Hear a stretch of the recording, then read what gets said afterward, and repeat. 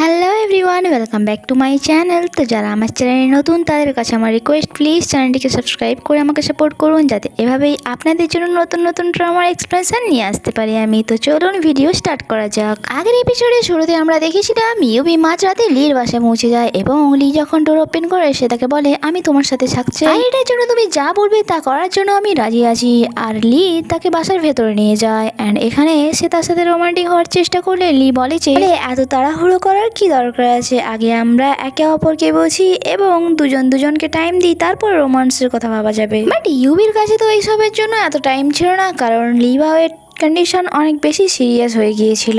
এরপর তারা কোথাও যাচ্ছিল একসাথে অ্যান্ড এখানে লি তাকে বলে যে দেখো, আমি তোমার সাথে অনেকটা টাইম স্পেন্ড করতে, যেমন ধরো গেমিং, শপিং, ট্রাভেলিং এইসব। বাট ইউবির তো এত টাইমই ছিল না, তাই সে তাকে বলে আমার এইসব অনেক বেশি চাইল্ডিশ মনে হয়।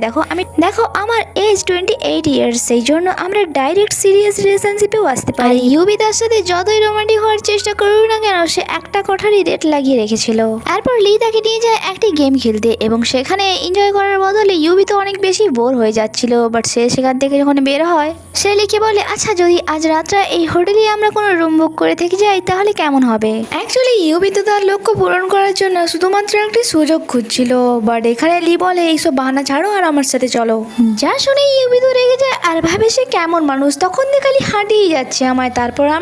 এরপর আমরা দেখি তারা দুজনে এক জায়গায় বসে ডিনার করছিল। লি তাকে থ্যাঙ্কস বলে তার সাথে এতটা টাইম কাটানোর জন্য। ইউবি বলে এই সব কিছুর দরকারই কি ছিল। লি বলে যে অ্যাকচুয়ালি আমার এক্স ওয়াইফ এই সব কিছু অনেক বেশি পছন্দ করতো, এইসব ছোটখাটো জিনিসে সে অনেক খুশি হতো, বাট আমি তার সাথে বেশি টাইম স্পেন্ড করতে পারি না, আর সেই কারণে আমার এখন আফসোস হয়।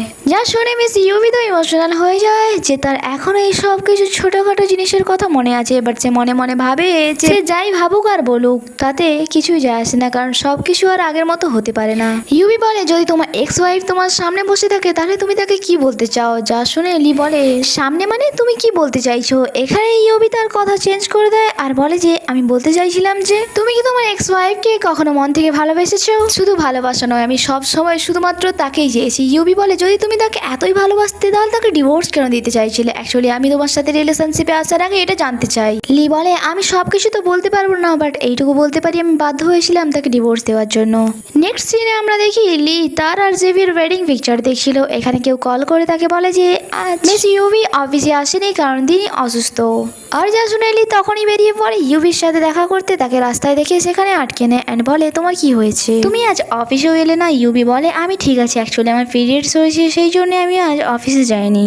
আপনি এত দূর থেকে শুধুমাত্র আমার শারীরিক কন্ডিশন জানার জন্য এসেছেন। লিবি বলে যে এটা ছাড়াও আরও কিছু আমি তোমায় বলতে এসেছি। অ্যাকচুয়ালি আমার এক্স ওয়াইফকে আমি এখনো ভালোবাসি আর তার জায়গা আমি কাউকে দিতে পারবো না কখনো। বাট এই মুহূর্তে আমি এটা জানি যে আমি তোমাকে ভালোবাসি আর আমার এই ম্যারেজ সার্টিফিকেটে তোমার ফটো লাগাতে চাই আমি। আর যা শুনে জং ইউবি অনেক বেশি ইমোশনাল হয়ে গিয়ে, বাট সে বলে আপাতত এই মুহূর্তে আমি তোমাকে কোনো রকম কথা দিতে পারছি না। আর সেখান থেকে সে চলে যায়। নেক্সট সিনে আমরা ইরাওকে দেখি একটি ফটো ফ্রেমের পিছন দিয়ে সে কিছু চুল বের করে, আর তার শয়তানি হাসি দেখে বোঝা যাচ্ছিল সে কিছু তো একটা খিচুড়ি পাকাচ্ছে। অন্যদিকে আমরা লিকে দেখি যাকে অ্যাসিস্ট্যান্ট জ্যাং কল করে ইনফরমেশন দিচ্ছিল যে আজ থেকে 6 বছর আগে জং জিবির অ্যাক্সিডেন্ট হয়েছিল, আর তাও আবার সেই শহরে যেই শহরের সাথে মিস ইউবির কানেকশন আছে। আর এখানে অ্যাক্সিডেন্টের কথা শুনে তো লি এক চান্সে বুঝতে পেরে যায় যে ভিভি আমার সাথে আছে মিস ইউবি সেজে, বাট তাও আমি তাকে পুরোপুরি ভাবে চিনতে পারলাম না। অন্যদিকে আমরা ইরাওকে দেখি যে ডিএনএ টেস্টিং সেন্টারে কল করে বলছিল কিছুদিন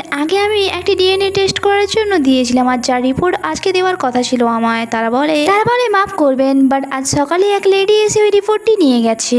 যা শুনে সে শিওর হয়ে যায় আর ভাবে তার মানে এই মেয়েটি আর কেউ না, জং জিবি। আর সে ফিরে এসে আমার সাথে খেলা শুরু করেছে। এতক্ষণে কিছু লোক তার বাসার সামনে এসে হামলা বলে দেয় আর তাদেরকে এতজনকে একসাথে দেখে লিরাও ভয় পেয়ে যায় অ্যান্ড সে কাউকে তার হেল্প করার জন্য কল করে, বাট কেউই তাকে হেল্প করতে রাজি হচ্ছিল না। ইরাও তার নিজের খোলা ঘুরতে নিজেই পড়ে গিয়েছিল এবং সেখান থেকে বের হতে কেউ তাকে সাহায্য করছিল না। ইভেন তো সে যখন লিকে কল করে সেও সব মানা করে দেয়, এটা বলে যে আমাদের মধ্যে হওয়া কন্ট্রাক্ট শেষ হয়ে গেছে, তাই আমি আর তোমার এখন কিছুই হেল্প করতে পারবো না। আর হ্যাঁ, তুমি জিবির সাথে যা করেছো নিজেই স্যারেন্ডার হয়ে হয়ে তা বলে দাও, না হলে যদি আমাকে ইনভেস্টিগেশন করে সব জানতে হয় তাহলে তার শাস্তি শুধুমাত্র মৃত্যু হবে তোমার। আর লির এমন কথা শুনে তার অনেক বেশি ভয় হয় আর রাগ হয় যে পুরো দুনিয়া আমার এগেনস্ট হয়ে যাক, বাট তাতে আমার কিছুই যায় আসে না। লি আমার এগেনস্ট হয়ে যাবে এটা আমি মানতে রাজি নই। সবকিছু হয়েছে ওই জিবির জন্য। সে কি ভেবেছিল আমি তাকে চিনতে পারবো না, তার কারণেই আমার রেপুটেশন খারাপ হয়েছে।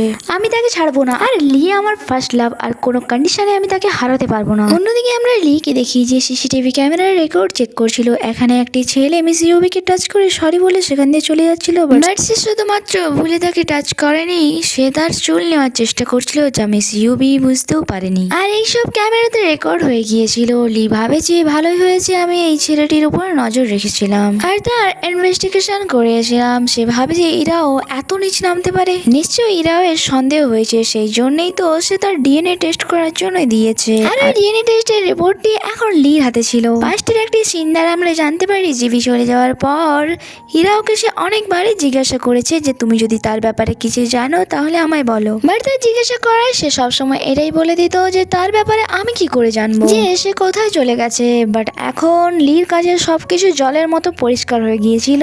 এরপর আমরা প্রেজেন্টে ফিরে আসি অ্যান্ড এখানে ইউবি তার কেবিনে প্রতিদিনের শিডিউল তাকে বোঝানোর জন্য যে কখন কোন টাইমে কি মিটিং হবে, বাট লি তো তার কথার কোনো জবাবই দিচ্ছিল না। সে চুপচাপ হয়ে তাকে শুধুমাত্র দেখেই যাচ্ছিল আর হঠাৎই সে তার রিয়েল নেম জং জিবি বলে ডাকে, বাট তার কথা ইউবির তেমন কোনো রিয়াকশন ছিল না। আর সে উল্টে বলে বস কি হলো আপনার, মনে হচ্ছে আজ আপনি আপনার এক্স ওয়াইফকে একটু বেশি মিস করছেন। লি তার ইমোশনসকে কন্ট্রোল করতে পারছিল না, সে দৌড়ে গিয়ে ইউবিকে হাগ করে নেয়। এন্ড এখানেই এই এপিসোডটি শেষ হয়। আর আগে কি হয় তা তো আমরা ড্রামার আগে গিয়েই জানতে পারবো। আর তা জানতে হলে স্টে কানেক্টেড। বাই বাই, দেখা হচ্ছে পরের এপিসোডে।